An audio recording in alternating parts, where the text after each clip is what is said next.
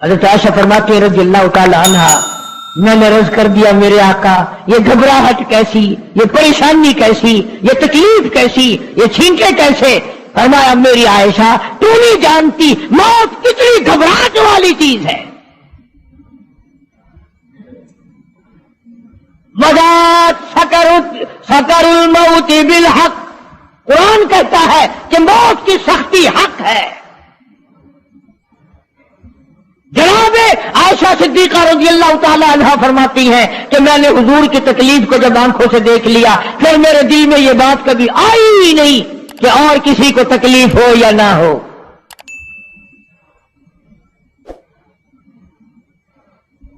اور مقدر کی بازی ہے ساری، اللہ پاک جس کی تقدیر اس طرح سے بنا دے، کون ہے پیچھے ہٹانے والا؟ بالکل آخری وقت ہے۔ فرمایا عائشہ مسواک لا کے دے، مسواک لا کے دی گئی۔ فرمایا اپنے منہ میں چبا کے دے، اپنے منہ میں چبا کے دے، نرم کر کے دے۔ حضرت عائشہ صدیقہ رضی اللہ تعالی عنہا نے چبا دی، نرم کر دی اپنے منہ میں چبا کر۔ توجہ کرنا، یہ نہیں فرمایا کہ اسے اب دھو کے دے۔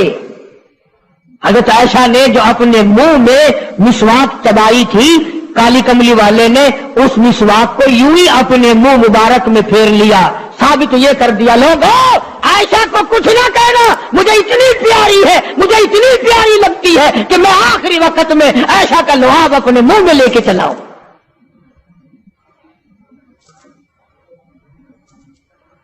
آج لوگ 4 ورقے تاریخ کی کتاب کے پڑھ کر صحابہ کرام کے فیصلے شروع کر دیتے ہیں۔ اپنے ایمان کو بچاؤ،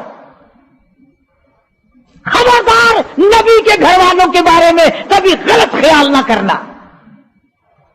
اس لیے قانون کی بات سنو، نبی جب قرآن کہتا وما ينطق عن الهوى ان هو الا وحی یوحی، نبی اللہ کی اجازت کے بغیر سانس نہیں لیتا، نبی اللہ کی اجازت کے بغیر ہاتھ کو حرکت نہیں دیتا، نبی اللہ کی اجازت کے بغیر قدم نہیں اٹھاتا، قدم نہیں رکھتا، تو نبی اللہ کی اجازت کے بغیر رشتے بھی نہیں کرتا۔ تمام دنیا کے رشتے ماں کرتی ہے، باپ کرتے ہیں، مامے کرتے ہیں، نانے کرتے ہیں، چچے کرتے ہیں، نبی کا رشتہ خدا کرتا ہے۔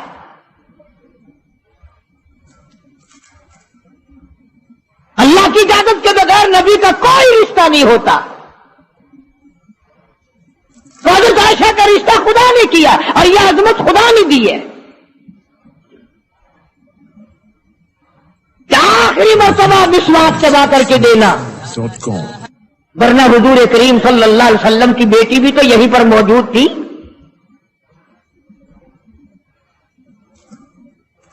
اس کے بعد جناب عائشہ صدیقہ رضی اللہ تعالیٰ عنہ فرماتی ہے میں بھی بیٹھی تھی، بڑی پریشان تھی۔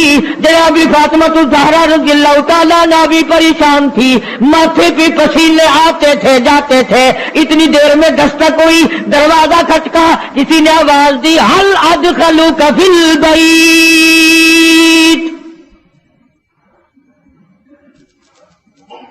کیا مجھے گھر میں آنے کی اجازت ہے؟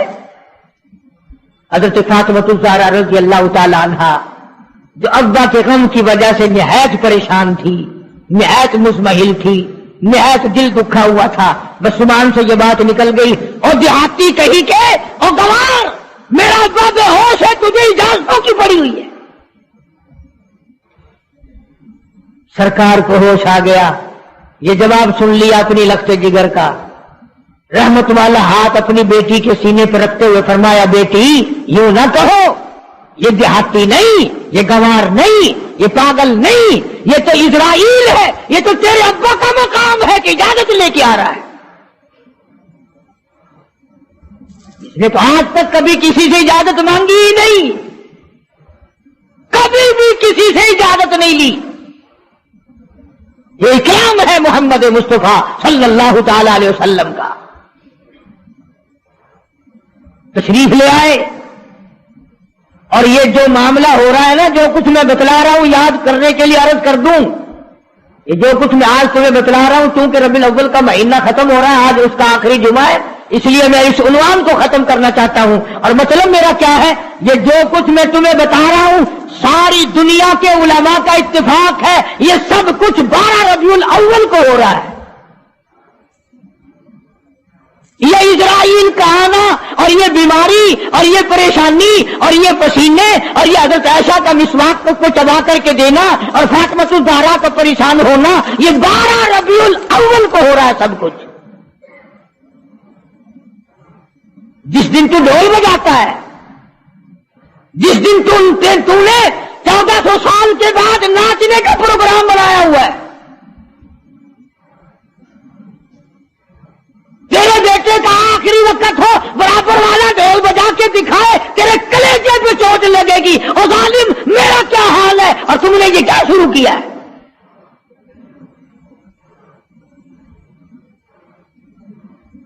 हुजूर करीम सल्लल्लाहु अलैहि वसल्लम ने फरमाया, बेटी इन्हें कुछ ना कहो, ये तो वो है जो बच्चों को यतीम बना दें, ये तो वो है जो सुहाग उजाड़ के रख दें, ये वो है जो चलते चलाते हंसते खेलते घरों को की तबाही फेर दें। इजराइल है। तशरीफ ले आए, सलाम पहुंचाया, सीरत की किताबों में है, अल्लाह पाक का सलाम पहुंचाया। मैं हाजिर हो गया हूं, इजाजत हो? जी हाजिर हो, तशरीफ ले आओ। ठीक है। अल्लाह मियां ने सलाम पहुंचाया। हुजूर करीम सल्लल्लाहु अलैहि वसल्लम ने सलाम कबूल फरमाया। सीरत की एक किताब में है कि हजरत जिब्रील भी साथ साथ तशरीफ ले आए। काली कमली वाले अल्लाह पाक आपकी मर्जी के मुताबिक पूछना चाहते हैं कि जन्नत के कौन से दर्जे में मदार बनाया जाए। फरमाया, जिब्रील तुम मेरा मजार जन्नत में बना दोगे, मेरा बिलाल कहां जाएगा, मेरा सुहैल कहां जाएगा, मेरा सलमान फारसी कहां जाएगा? और जिनके चमड़े उधेड़ दिए गए, जिनकी आंखें निकाल दी गई, जिनको अंगारों पे साड़ा जलाया गया, जिनकी पसलियां तोड़ दी गई, वो कहां जाएंगे? यहां बनाओ मदीने में।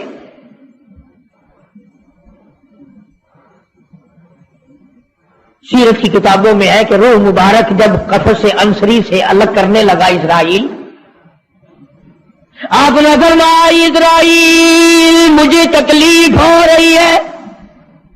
अर्ज़ किया, मेरी क्या मजाल है मैं आपको तकलीफ दूं, मैं आपको तकलीफ पहुंचाऊं, मेरी क्या जुर्रत है, मेरी क्या मजाल है? फरमाया, तेरा तकलीफ देने का कोई प्रोग्राम नहीं, इरादा नहीं, जुर्रत नहीं, और मुझे इतनी तकलीफ हो रही है सारी जिंदगी में कभी नहीं हुई। और इजराइल, उम्मत के जिन लोगों को तू तकलीफ देगा, अज़ाब देगा, उनका क्या हाल बनेगा? मेरी आरज़ू है, मेरी हसरत है, मेरी तमन्ना है, सारी उम्मत के दुखों को आज मोहम्मद सल्लल्लाहु अलैहि वसल्लम की छाती पे खत्म कर ले।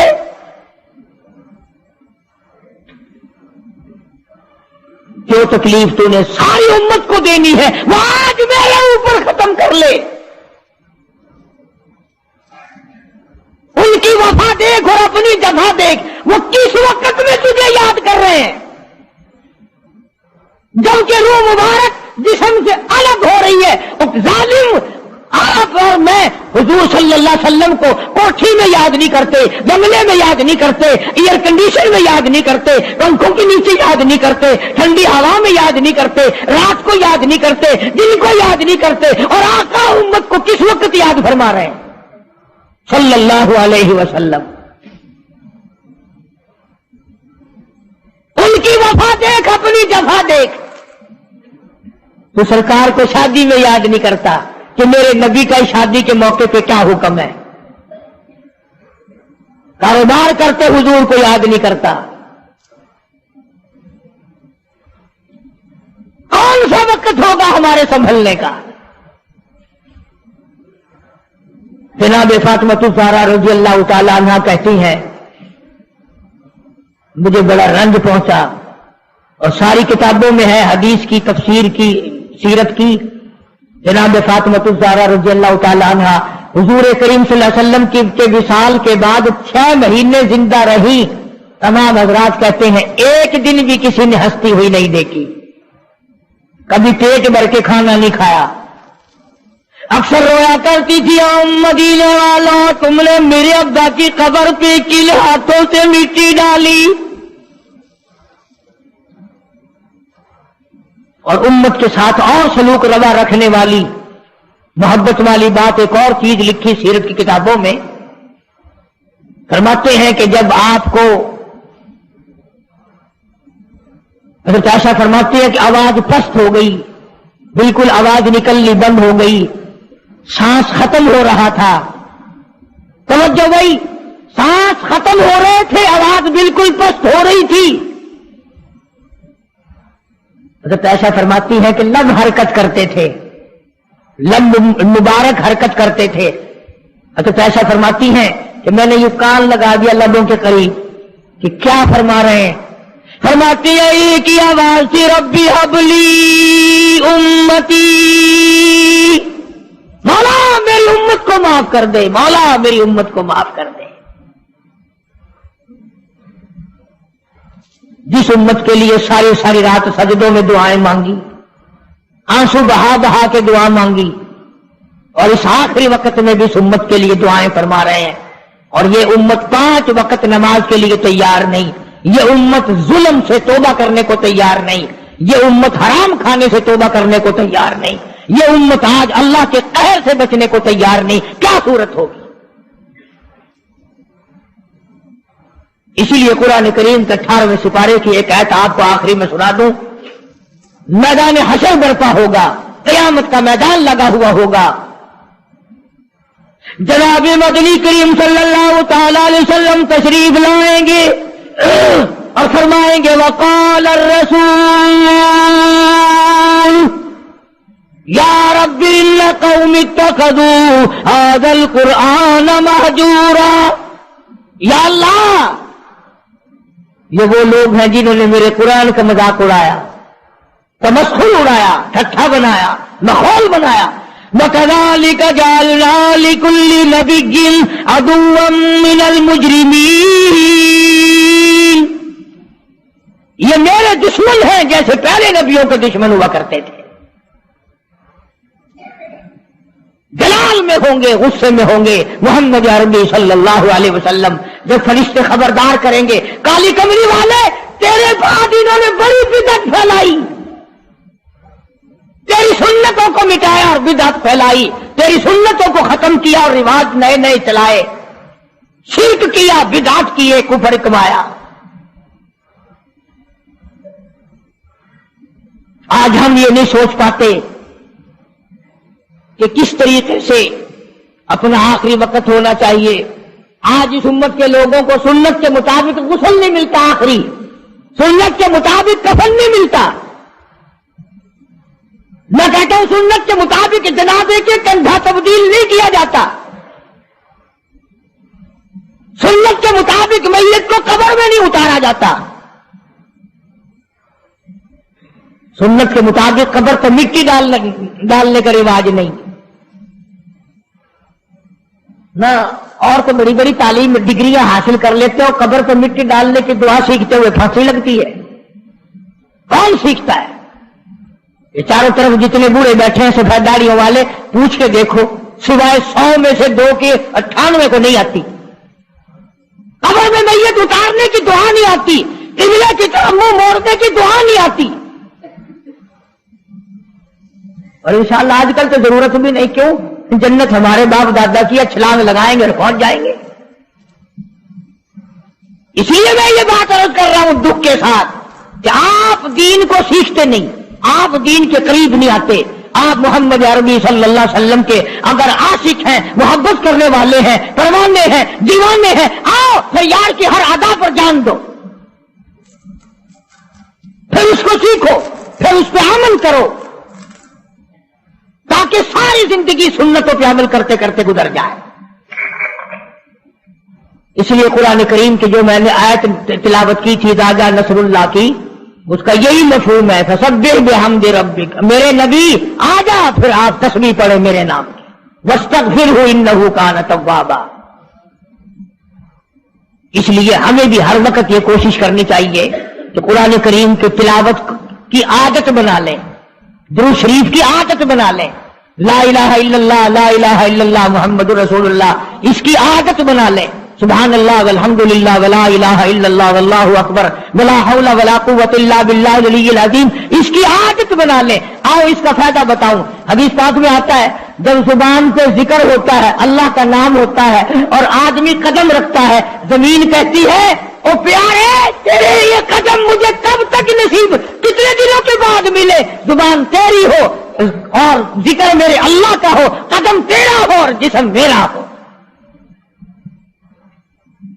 یوں آتا کتابوں میں، زمین گواہی دے گی قیامت کے دن، اس نے مجھ پر سبحان اللہ کہا تھا، اس نے مجھ پر الحمدللہ کہا تھا، اس نے مجھ پر درود پاک پڑھا تھا، اس نے مجھ پر قرآن کی تلاوت کی تھی، اور وہ گواہی بھی دے گی زمین، اس نے مجھ پر زنا کیا، حرام خوری کی، بدماشی کی، اس نے خنزیر کھایا، سور کھاتا رہا دنیا میں۔